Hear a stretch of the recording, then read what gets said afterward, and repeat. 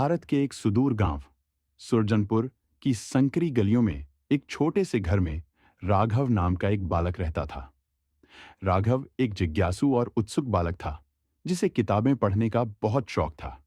उसकी आंखों में ज्ञान की प्यास थी और वह हमेशा नई बातें सीखने की ललक रखता था। लेकिन उसकी इस उत्सुकता के सामने एक बड़ी बाधा थी। गांव में एक भी लाइब्रेरी नहीं थी। किताबें केवल स्कूल की पाठ्य पुस्तकों तक सीमित थीं और उन्हें भी बच्चे परीक्षा की दृष्टि से ही पढ़ते थे। राघव के पिता मोहनलाल एक किसान थे और मां सविता देवी गृहिणी। वे अपने बेटे की जिज्ञासा को देखकर खुश होते थे, लेकिन किताबें लाने के लिए उन्हें शहर जाना पड़ता, जो काफी मुश्किल था। फिर भी हर बार जब वे शहर जाते, एक दो किताबें जरूर लेकर आते। राघव उन्हें गहरे उत्साह से पढ़ता और गांव के बच्चों को भी सुनाता। एक विचार की शुरुआत एक दिन राघव ने अपनी मां से कहा, मां, क्यों ना हम अपने घर में ही एक छोटी लाइब्रेरी बनाएं, जहां सब बच्चे आकर किताबें पढ़ सकें। मां ने मुस्कुराते हुए उसका सिर सहलाया और कहा, यह बहुत अच्छा विचार है बेटा, लेकिन इसके लिए हमें काफी किताबों की जरूरत होगी। राघव ने आत्मविश्वास से कहा, मैं अपनी पुरानी किताबें रखूंगा और गांव वालों से भी कहूंगा कि अगर उनके पास कोई पुरानी किताब हो तो वे हमें दें। मां बेटे की इस पहल ने गांव में हलचल मचा दी। राघव ने अपने दोस्तों के साथ मिलकर घर के एक कोने में बांस की अलमारी बनाई और वहां किताबें सजाई।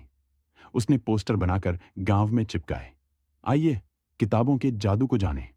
धीरे धीरे बच्चों और बड़ों का ध्यान इस किताबी कोने की ओर गया। कुछ ही महीनों में गांव के लोग पुरानी किताबें लाकर जमा करने लगे। राघव की मेहनत रंग लाई और यह छोटा सा कोना एक छोटी लाइब्रेरी में तब्दील हो गया। शिक्षा का दीपक जलता गया। हर शाम राघव कहानी सत्र का आयोजन करता। वह पंचतंत्र, हितोपदेश और अन्य ज्ञानवर्धक किताबों की कहानियां सुनाता। बच्चों की जिज्ञासा बढ़ने लगी। वे अब स्कूल में भी अधिक ध्यान देने लगे। एक बार गांव में एक सरकारी अधिकारी आए। उन्होंने बच्चों को पढ़ते देखा और इस पहल की सराहना की। उन्होंने जिला मुख्यालय से संपर्क किया और सुरजनपुर में एक सार्वजनिक पुस्तकालय स्थापित करवाने की सिफारिश की।